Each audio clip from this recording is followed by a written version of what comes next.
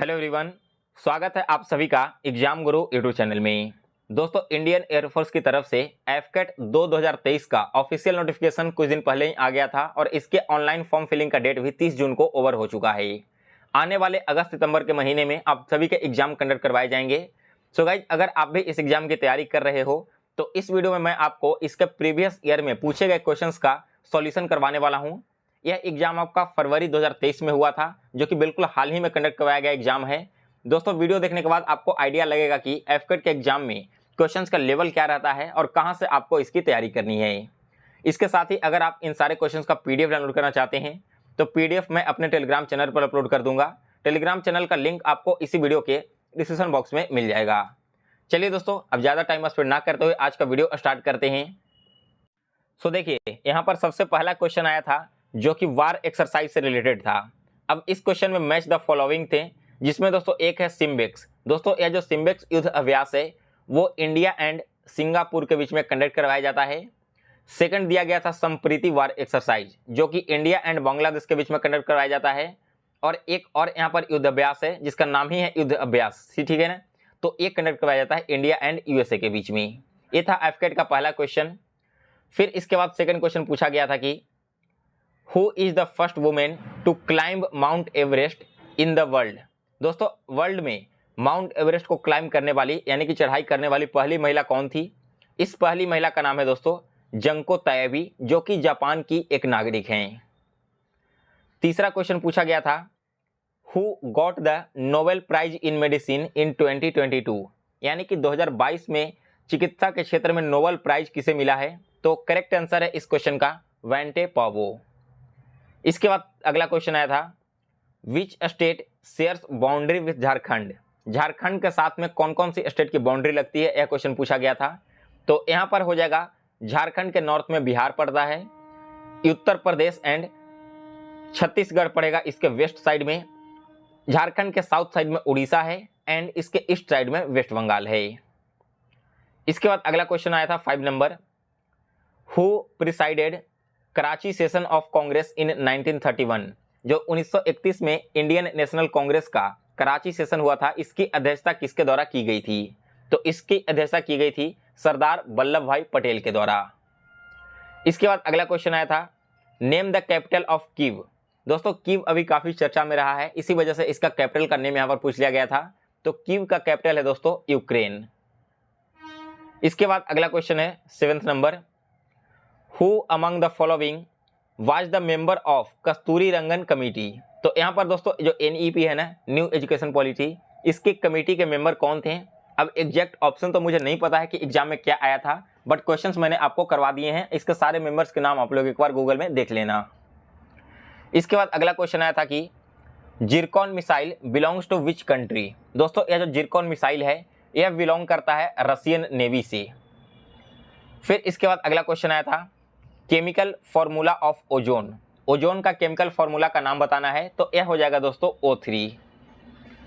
इसके बाद अगला क्वेश्चन है 10 number who scored the highest number of goals in FIFA 2022। FIFA world cup 2022 हाल ही में संपन्न हुआ है। इसमें पूछा गया था कि हाईएस्ट नंबर ऑफ गोल किसके द्वारा किया गया है? तो यह गोल किया गया है दोस्तों लियान मैप के द्वारा। फिर इसके बाद अगला क्वेश्चन है 11 number who was the chief guest of Republic day 2023। जो 2023 का गणतंत्र दिवस मनाया गया, इसके मुख्य अतिथि कौन थे? तो यहाँ पर मुख्य अतिथि बने थे दोस्तों प्रेसिडेंट ऑफ इजिप्ट, यानी कि मिस्र के जो राष्ट्रपति हैं उन्हें मुख्य अतिथि के रूप में भारत में आमंत्रित किया गया था। इसके बाद अगला क्वेश्चन पूछा गया था कि who was the first defence minister of India, यानी कि भारत के पहले रक्षा मंत्री का नाम बताना है। तो इनका नाम है बलदेव सिंह। इसके बाद अगला क्वेश्चन है why tungsten is used in bulb filament. जो बल्ब के फिलामेंट होते हैं उसमें टंगस्टन का ही यूज क्यों किया जाता है? ऐसा इसलिए किया जाता है क्योंकि जो टंगस्टन है इसकी हाई मेल्टिंग पॉइंट होती है एंड रेसिस्टिविटी भी काफ़ी ज़्यादा हाई होती है, इसी वजह से इसे बल्ब के अंदर यूज किया जाता है। इसके बाद अगला क्वेश्चन था who is the current prime minister of Pakistan. Pakistan के वर्तमान प्रधानमंत्री का नाम बताना है, तो इनका नाम है दोस्तों शहबाज शरीफ। फिर इसके बाद अगला क्वेश्चन है 15 number what is the theme of the world theatre day 2023। दोस्तों 2023 के वर्ल्ड थिएटर डे का थीम क्या था? इसका थीम था theatre and a culture of peace. इसके बाद अगला क्वेश्चन आया था कि which Indian state has the highest number of national park, यानी कि इसमें से किस राज्य में सबसे ज्यादा राष्ट्रीय उद्यानों की संख्या है? तो यह है दोस्तों मध्य प्रदेश में।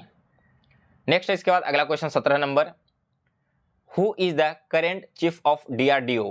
दोस्तों डीआरडीओ के वर्तमान चीफ का नाम बताना है, तो इनका नाम है दोस्तों डॉक्टर समीर वी कामत।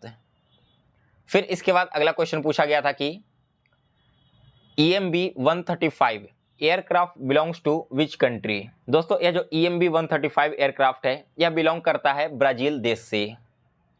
इसके बाद अगला क्वेश्चन आया था Keoladeo national park belongs to which state? दोस्तों यह जो केवलादेव नेशनल पार्क है यह संबंधित है राजस्थान से। कहाँ में स्थित है? राजस्थान राज्य में। इसके बाद अगला क्वेश्चन है 20 नंबर, व्हेन इज विजय दिवस सेलिब्रेटेड? दोस्तों यह जो विजय दिवस है यह मनाया जाता है प्रत्येक साल 16 दिसंबर को। तो ये था दोस्तों आपका टोटल 20 क्वेश्चंस जो कि एफकेट के 2023 एग्जाम में फरवरी के महीने में पूछा गया था। अब बात करते हैं कि आपके जीके में सबसे ज़्यादा वेटेज किसका रहता है। तो पहले नंबर पर आप नोट डाउन करके चलो कि इंडियन हिस्ट्री से रिलेटेड क्वेश्चन आपको बहुत ज़्यादा देखने को मिलेगा और क्वेश्चन का लेवल बहुत ज़्यादा डीप नहीं रहता है।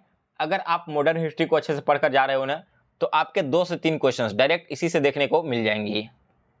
इसके बाद फर्स्ट इन इंडिया, आपने अभी देखा भी होगा कि ऊपर में 2 क्वेश्चन आपको ऐसा देखने को मिला है। इसके अलावा मैंने जब 2021 में एग्जाम दिया था और 2020 में एफकेट का, तो उस समय भी फर्स्ट इन इंडिया टॉपिक से रिलेटेड मुझे 2-3 क्वेश्चन देखने को मिले थे अपने पेपर में। तो आप इस टॉपिक को भी बहुत इंपॉर्टेंट मानकर चलो। अगर आप एग्जाम में अपीयर होने जा रहे हो तो विश्वास करके आप इस टॉपिक को पढ़कर जा सकते हो। मिनिमम आपको 2 क्वेश्चन तो डायरेक्ट देखने को मिल जाएगा केवल इसी टॉपिक से।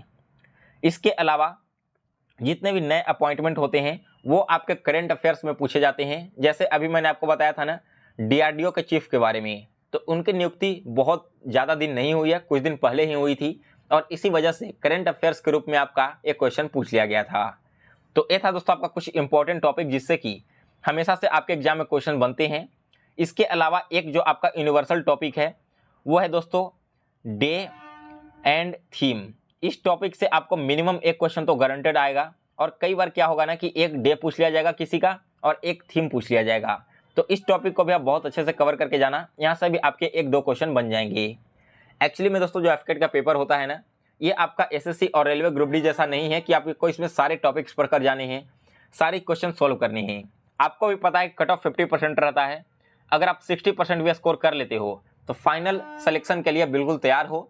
तो इसलिए आपको एक स्मार्ट स्टडी करनी होगी। अगर आप इस तरह के डिफेंस एग्जाम क्लियर करना चाहते हैं तो आपको समझना होगा कि किस टॉपिक से क्वेश्चन ज़्यादा आ रहे हैं और किस टॉपिक से क्वेश्चन हर साल रिपीट होते हैं।